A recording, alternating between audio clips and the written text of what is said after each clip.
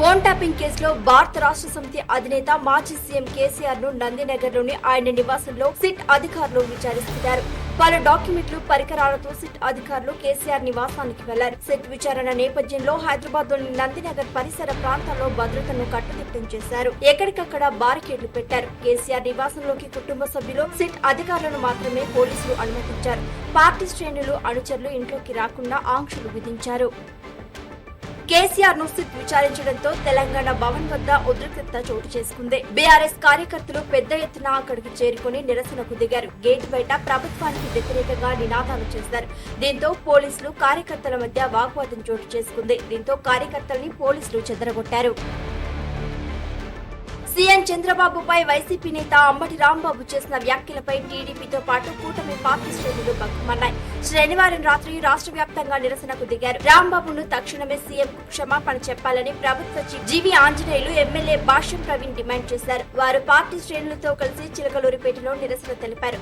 అంబటి దిష్టి బొమ్మలను దహనం చేశారు. నరసరావుపేట, రొంపిచెర్ల పోలీస్ స్టేషన్లలో అంబటి, జోగి రమేష్లపై టీడీపీ నేతలు ఫిర్యాదు చేశారు. బాపట్ల, చీరాల, పర్చూరులోని నిరసనలకు దిగారు.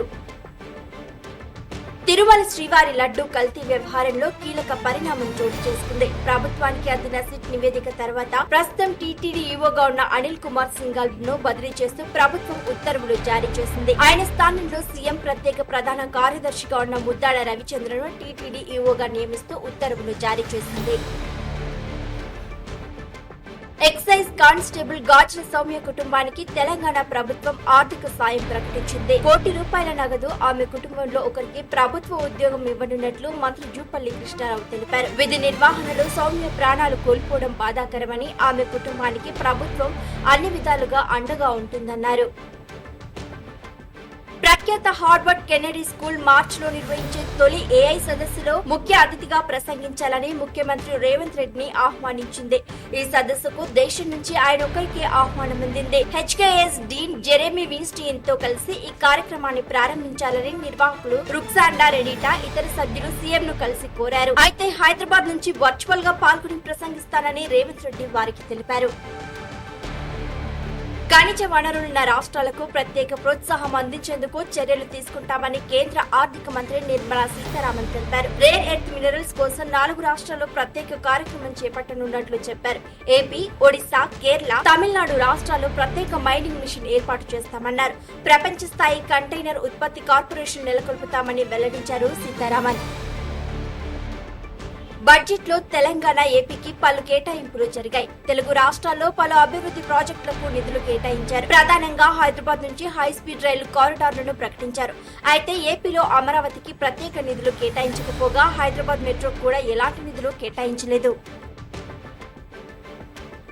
ఆపరేషన్ సింధూర్ తో అత్యాధునిక యుద్ధ తంత్రం అవసరాలను భారత్ గుర్తించింది.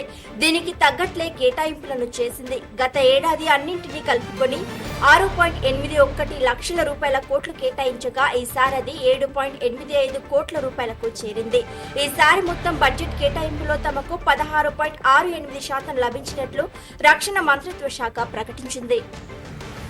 రామ్ చరణ్, ఉపాసన దంపతులకు కవల పిల్లలు జన్మించడంతో కొణిదెల కుటుంబంలో సందడి నెలకొంది. ఈ విషయాన్ని మెగాస్టార్ చిరంజీవి ప్రెస్ మీట్ పెట్టి అభిమానులందరికీ తెలిపారు. రామ్ చరణ్ సోషల్ మీడియా వేదికగా డబుల్ ఆనందం వ్యక్తం చేశారు. తనకు బాబు, పాప పుట్టారని తెలిపారు. మరిన్ని ట్రెండింగ్ వీడియోల కోసం న్యూస్ 18 తెలుగు యూట్యూబ్ ఛానల్ ను సబ్స్క్రైబ్ చేసుకోండి.